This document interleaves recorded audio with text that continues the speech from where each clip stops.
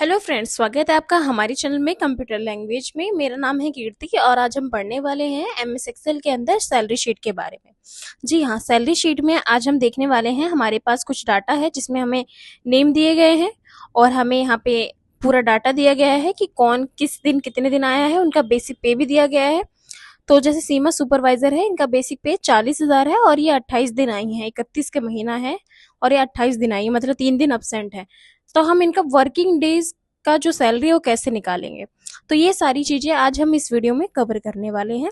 तो वीडियो में एंड तक बने रहिए ताकि आपको सारी चीजें अच्छे से समझ में आ जाए और सैलरी शीट आप अच्छे से सीख जाएं। ठीक है, तो चलिए स्टार्ट करते हैं वीडियो को। उससे पहले अगर आप बिगिनर हैं, बिल्कुल नए हैं, एक्सेल आपको बिल्कुल नहीं आता है, तो आपके लिए जानना जरूरी होता है कि जो एक्सेल पे ये जो शीट बनाई गई है इस पे हम स्प्रेडशीट बोलते हैं।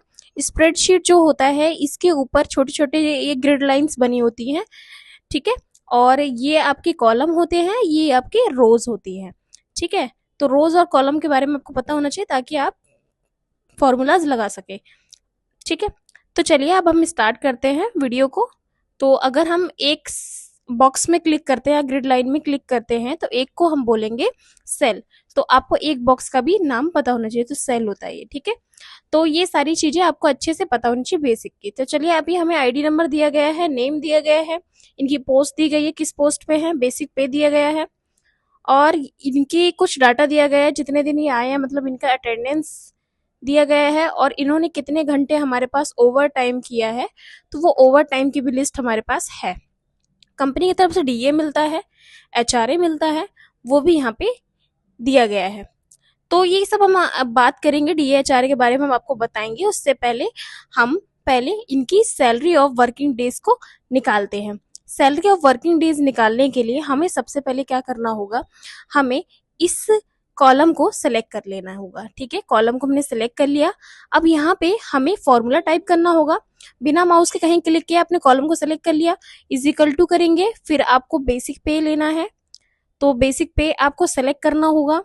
उसके बाद आप डिवाइड बाय डालेंगे और जितने आपका मतलब महीना चल रहा है, मान लीजिए जुलाई का महीना 31 का, तो 31 लिखेंगे और इनटू इनटू का जब साइन लगाएंगे तो उसके बाद हम अटेंडेंस को ले लेंगे।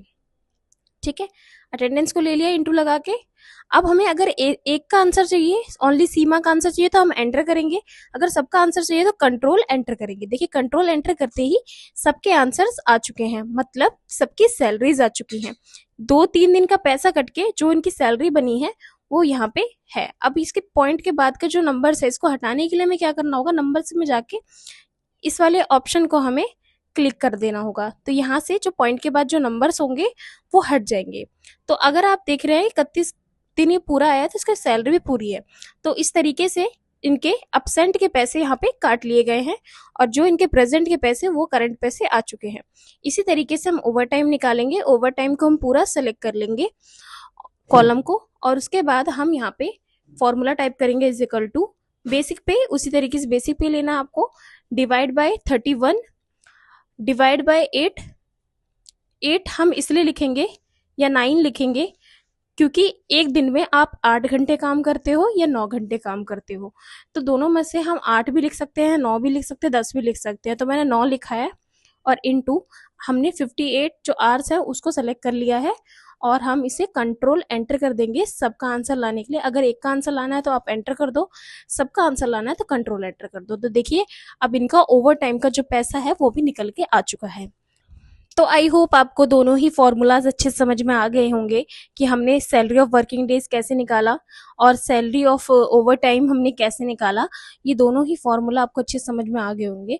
तो अब हम ना इसके क्या करते हैं, इसके पॉइंट के पीछे जो नंबर्स हैं इसको हटाने के लिए भी मैंने आपको बताया था हमें कैसे करना होगा।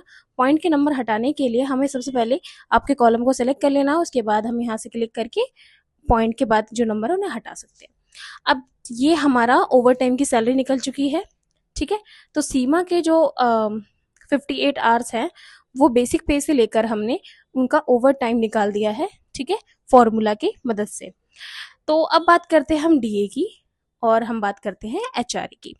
देखिए, डीए का मतलब होता है डियरेंस अलाउंस। जो कंपनी आपके छोटे मोटे खर्चे उठाती है उसको हम डियरेंस अलाउंस कहते हैं, शॉर्ट फॉर्म में हम डीए बोलते हैं। ठीक है, तो एचआरए की बात करते हैं। एचआरए का मतलब होता है हाउस रेंट अलाउंस। कंपनी आपके रहने का पैसा देती है, आपके हाउस रेंट वगैरह का जो बिल होता है वो आप इस चीज से भी पे कर सकते हो। तो कंपनी की तरफ से कुछ फैसिलिटीज होती है। अगर वो आपको घर नहीं दे सकते तो आपको उस घर का जो महीने का पैसा होता है वो आपके अकाउंट में, आपकी सैलरी में ऐड हो जाए, तो इसको हम हाउस रेंट अलाउंस कहते हैं। ठीक है, तो ये दोनों चीजें ऑलरेडी आपको कंपनी की तरफ से लिखी रहती हैं। नहीं तो आप अगर एज अ कंप्यूटर ऑपरेटर काम करेंगे तो वो आपको बता देंगे कि सैलरी का कितना परसेंट आपको डीए एचआरए लिखना होता है। ठीक है, तो ये ऑलरेडी हमारे पास पहले से डाटा रहता है, तो ये हमें निकालना नहीं पड़ता। ठीक है, उम्मीद करती हूँ आपको डीए और एचआरए का मतलब अच्छे समझ में आ गया होगा। अब हम ना ग्रॉस सैलरी निकालेंगे। ग्रॉस सैलरी क्या होता है? ग्रॉस सैलरी आपकी सारी सैलरीज को प्लस कर देता है। सैलरीज जो भी आपके ओवर टाइम का पैसा है, जो भी आपकी सैलरीज का पैसा है, या फिर डीए एचआरए जो भी कंपनी की तरफ से आपको अर्निंग हो रही है वो सारी प्लस हो जाएगी। तो यहाँ पे हमने पहले पूरे कॉलम को सिलेक्ट कर लिया है। अब यहाँ पे हम फॉर्मूला लिखेंगे, इज इक्वल टू टाइप करेंगे। पहले जो हमने सैलरी निकाली थी उसको हम सिलेक्ट करेंगे। ठीक है, फिर प्लस, फिर हम ओवर टाइम को सिलेक्ट कर लेंगे जो भी आपका अमाउंट आया था। उसके बाद आप डीए को सिलेक्ट कर लें, फिर प्लस करके आप एचआरए को सिलेक्ट कर लें। इस तरीके से हमें सिलेक्ट करना है। और सभी का आंसर लाने के लिए हमें शॉर्टकट का यूज करना है, कंट्रोल प्लस एंटर। नहीं तो आप अगर एक का आंसर लाना चाहते हो तो एंटर भी कर सकते हो, तो हम कंट्रोल प्लस एंटर करेंगे। तो ये हमारा आंसर आ गया है, मतलब हमारा अमाउंट आ गया है जो भी है। ठीक है, अब बात करते हैं ईएसआई और पीएफ की। ईएसआई में, ईएसआई की अगर फुल फॉर्म की बात करें तो ईएसआई का मतलब होता है एम्प्लॉय स्टेट इंश्योरेंस। इसमें आप हेल्थ से जुड़े बेनिफिट्स पा सकते हैं। तो अब हम ईएसआई निकालेंगे। उसके लिए हमें क्या करना होगा, ईएसआई के पूरे कॉलम को सेलेक्ट कर लेंगे। ठीक है, और यहाँ पे हमें प्रेस करना है इज इक्वल टू, और हमें बेसिक पे को ही लेना है। फिर हम यहाँ पे इंटू का साइन लगाएंगे, हमें यहाँ इंटू करना होगा। और उसके बाद हम यहाँ पे जो भी जितना भी परसेंट हमारे सैलरी का कटेगा 3%, तो 3 लिख के हमें परसेंट का साइन लगाना है। शिफ्ट के साथ 5 को प्रेस करेंगे तो, और कंट्रोल एंटर करते ही आपका ये आंसर आ चुका है। मतलब सैलरी का 3% आपका ईएसआई में जमा हो जाता है। ऐसे ही पीएफ निकालेंगे, प्रोविडेंट फंड इसको कहते हैं, और इसको भी ऐसे इजिकल टू, और आपका बेसिक पे, बेसिक पे लेने के बाद हमें इंटू का साइन लगा के 5% डालना है और कंट्रोल एंटर कर देंगे, तो इसका भी आंसर आ जाएगा। मतलब ये आपकी सैलरी का 5% कटता है। तो याद रहे, हमेशा हमें जब भी पीएफ ईएसआई निकालना है तो हमें बेसिक पे का ही सैलरी को सिलेक्ट करना है। ठीक है, कई बच्चे ग्रॉस सैलरी सेलेक्ट कर लेते हैं तो गलत हो जाता है। ठीक है, उसमें डिडक्शन भी हो जाता है ना छुट्टियों का, इसीलिए। तो अब हमें सैलरी इन हैंड निकालना है। सैलरी इन हैंड हमारे अब डिडक्ट होगा, मतलब जो हमारे हाथ में सैलरी आएगी हमें वो निकालना है। इसके लिए कॉलम को सिलेक्ट कर लेंगे और इजिकल टू टाइप करेंगे, ग्रॉस सैलरी ले लेंगे, माइनस ईएसआई करेंगे, माइनस पीएफ। ठीक है, तो ये दोनों चीजें हमारी सैलरी से कटती हैं, तो इसे हम माइनस कर दिया, कंट्रोल एंटर करेंगे तो ये सैलरी इन हैंड भी आपका निकल के आ चुका है। तो इस तरीके से सैलरी शीट बनती है। किसी भी कंपनी में आप जाएंगे, कहीं पे भी जाएंगे, तो इसी तरीके से आपको सैलरी शीट बनानी पड़ेगी। तो आई होप आपको सैलरी शीट अच्छे समझ में आ गया होगा। अगर आपको सैलरी शीट अच्छी समझ में आ गई है तो आप हमारी वीडियो को लाइक कीजिए। चैनल पे अगर नए हैं तो चैनल को सब्सक्राइब कर लीजिए। वीडियो का बेस्ट पार्ट कमेंट में बता दीजिए ताकि हमें हेल्प होगी, हम आपके लिए और ऐसी इंटरेस्टिंग वीडियोस प्रोवाइड करते रहेंगे।